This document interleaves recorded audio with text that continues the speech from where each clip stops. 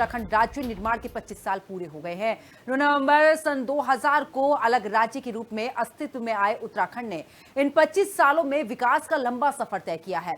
अलग राज्य बनने के लिए कई आंदोलनकारियों ने अपनी शहादत दी। उनकी शहादत की बुनियाद पर खड़ा पर्वतीय राज्य उत्तराखंड अपनी स्थापना की रजत जयंती का उत्सव मना रहा है। रिपोर्ट देखिए।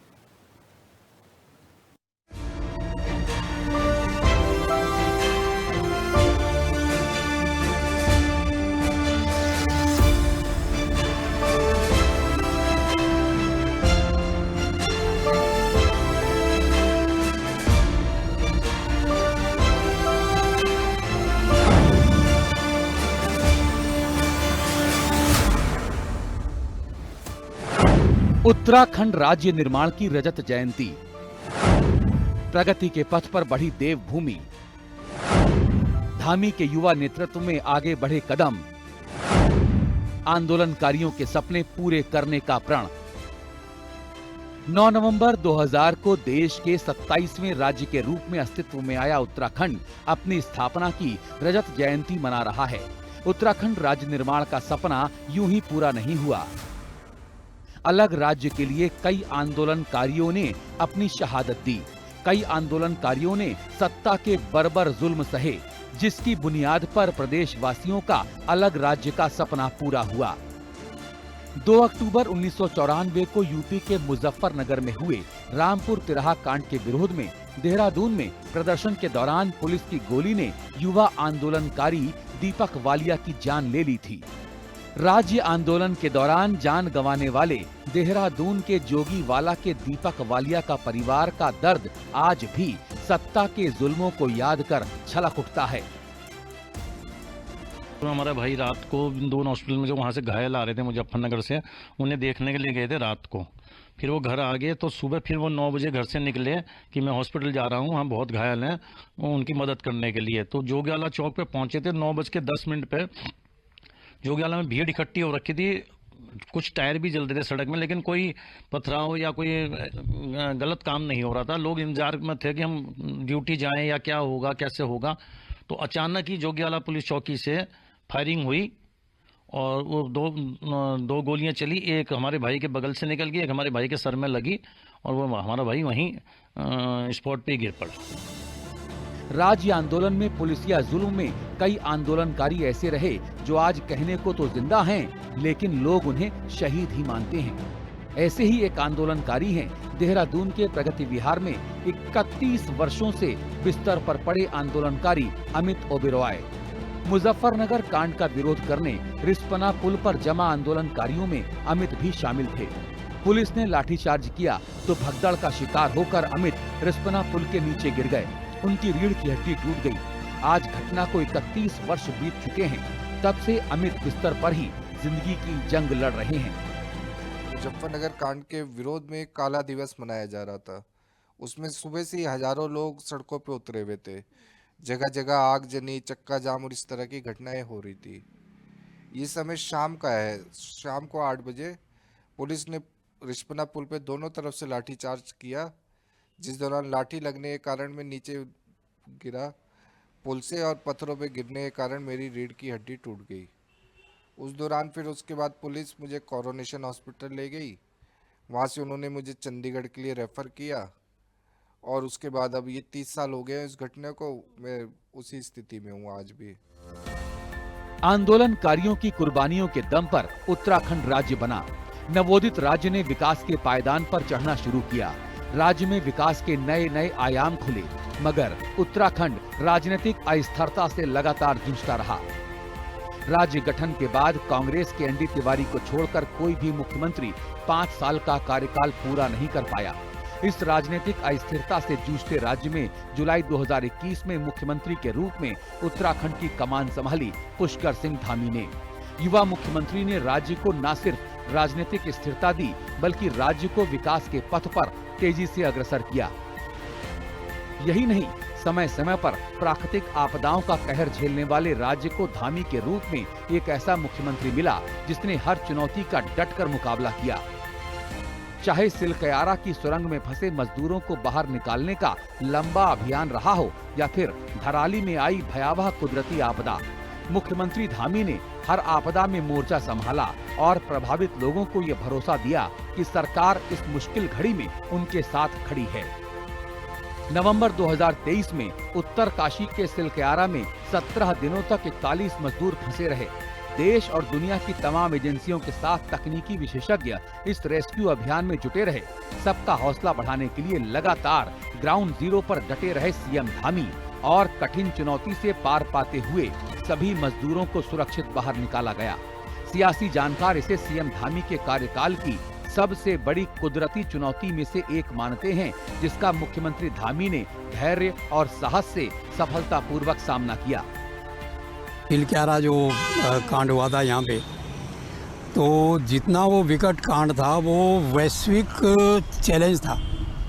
पूरी दुनिया से एक्सपर्टीज आई, विशेषज्ञ आए, पूरे भारत का उसमें जो है आपका संसाधन लगे और वो आपके हफ्तों जो है मज़दूर जो सिर्फ मजदूरी करने यहाँ पहुँचे थे अलग अलग प्रदेशों से, उनकी जान दांव पे लग गई थी।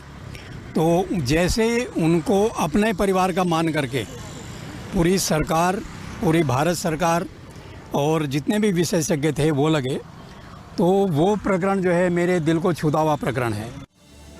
साल 2025 में भी कुदरत ने उत्तराखंड को गहरे घाव दिए थे। अगस्त महीने में खीर गंगा नदी में उफान के साथ आए मलबे ने उत्तर काशी के धराली का नामो निशान मिटा दिया था। इस मुश्किल घड़ी में सीएम धामी ने राहत और बचाव कार्य की अगुवाई की।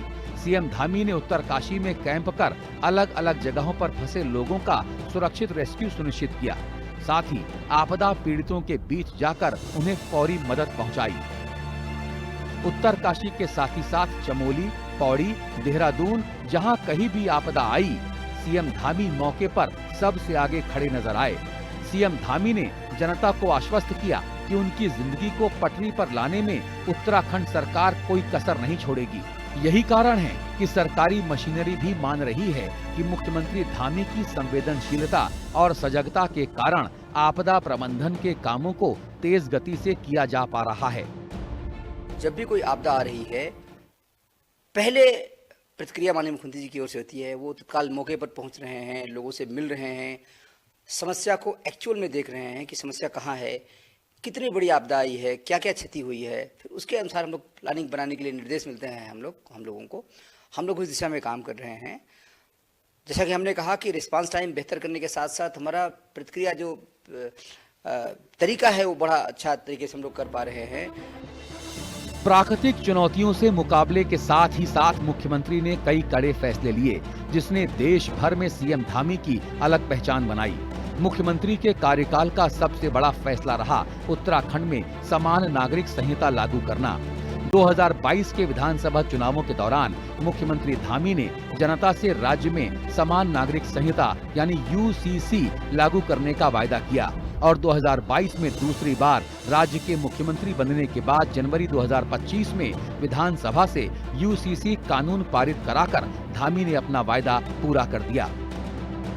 यही नहीं, तमाम विरोध के बावजूद उत्तराखंड में सख्त धर्मांतरण विरोधी कानून और कड़ा दंगा रोधी कानून मुख्यमंत्री धामी ने लागू कराया। धामी के कड़े फैसले, मुख्यमंत्री के रूप में दूसरे कार्यकाल में लागू की समान नागरिक संहिता, आजादी के बाद यूसीसी लागू करने वाला पहला राज्य बना उत्तराखंड, धर्मांतरण पर अंकुश के लिए लागू किया सख्त धर्मांतरण विरोधी कानून, प्रदेश में उपद्रवी तत्वों पर लगाम लगाने के लिए कड़ा दंगा रोधी कानून बनाया। इन फैसलों ने देवभूमि के साथ ही साथ पूरे देश में सीएम धामी की छवि धाकड़ और धर्म रक्षक मुख्यमंत्री के रूप में स्थापित कर दी। समान नागरिक संहिता का वादा उन्होंने चुनाव से ठीक पहले किया था, मेरे ख्याल चुनाव के बीच ही किया था। उस पे काम हुआ, उसके विरोध में बाकायदा लॉबी है, बहुत तगड़ी लॉबी है। इसके बावजूद बेधड़क उन्होंने काम किया। जहाँ तक जो है वो भिन्न भिन्न प्रकार के जिहाद का हम चर्चा सुनते हैं, तो बहुत ही पॉलिटिकल करेक्ट नहीं है, जोखिमपूर्ण है, उसके खिलाफ माहौल है। लेकिन मुख्यमंत्री जिस प्रकार उसके मुद्दे पे डटे हुए हैं, तो कम से कम जो है जिन लोगों ने उनको वोट दिया है उनकी अपेक्षाओं में तो वो खरे उतरे हैं। मुख्यमंत्री धामी के कार्यकाल में राज्य की विकास परियोजनाओं ने भी गति पकड़ी। ऋषिकेश कर्णप्रयाग रेल परियोजना, चार धाम ऑल वेदर रोड परियोजना के काम की गति में तेजी लाने के साथ ही साथ राज्य के पर्यटन और तीर्थाटन को बढ़ावा देने के लिए मुख्यमंत्री धामी ने मानस खंड कॉरिडोर निर्माण में शीतकालीन चार धाम यात्रा की योजना को परवान चढ़ाया। राज्य की आर्थिकी सुधरे, इसके लिए 2023 में ग्लोबल इन्वेस्टर समिट का आयोजन कराया। समिट के लिए निवेशकों को आमंत्रित करने के लिए मुख्यमंत्री ने देश विदेश में कई दौरे किए। देहरादून में समिट का सफल आयोजन हुआ और इस समिट के जरिए 3.5 लाख करोड़ रुपए के निवेश समझौतों में से धामी सरकार ने 1 लाख करोड़ रुपए से अधिक के निवेश को धरातल पर उतारने में कामयाबी हासिल की। मुख्यमंत्री धामी का कहना है कि ये निवेश उत्तराखंड को देश के विकसित राज्यों में शुमार करने के प्रयासों का एक पड़ाव मात्र है और राज्य स्थापना का रजत जयंती वर्ष इस संकल्प को दोहराने का महान अवसर है। जहाँ अटल जी ने राज्य बनाया और मोदी जी उसको आज संवारने का काम, उसको आगे बढ़ाने का काम कर रहे हैं। सारे राज्यवासी इस 25 सालों की यात्रा से अनुभव लेकर और ऊर्जा के साथ और उत्साह के साथ हम आगे बढ़ेंगे। अनेक चुनौतियों के बावजूद, अनेक परेशानियों के बाद हमने आगे कदम बढ़ाए हैं। राज्य की एक गौरवशाली यात्रा रही है और हम इस रजत उत्सव के रूप में हम यह भी संकल्प लेंगे कि हम न रुकेंगे, न थकेंगे, आगे ही बढ़ते जाएंगे। राज्य आंदोलनकारियों ने उत्तराखंड राज्य निर्माण को लेकर जो सपने देखे थे, युवा मुख्यमंत्री पुष्कर सिंह धामी उनके सपनों का उत्तराखंड बनाने की हर संभव कोशिश कर रहे हैं। पलायन की समस्या हो या बेरोजगारी, राज्य की आर्थिकी बेहतर करना हो या फिर सड़क, पानी, स्वास्थ्य की बुनियादी समस्या, हर समस्या के समाधान के लिए मुख्यमंत्री धामी दिन रात कोशिश कर रहे हैं। सीएम का कहना है कि उत्तराखंड को देश के विकसित राज्य में शुमार करने का उनका लक्ष्य है, जिसे वो हर हाल में पूरा करेंगे। राज्य स्थापना की रजत जयंती के इस बड़े लक्ष्य को पूरा करने के लिए सबको प्रेरित करेगी सीएम धामी के साथ ही साथ हर उत्तराखंड वासी इसकी आशा कर रहे हैं। देहरादून से संवाददाता दीपिका भंडारी और शुभांगी भट्ट के साथ स्पेशल डेस्क, हिंदी खबर।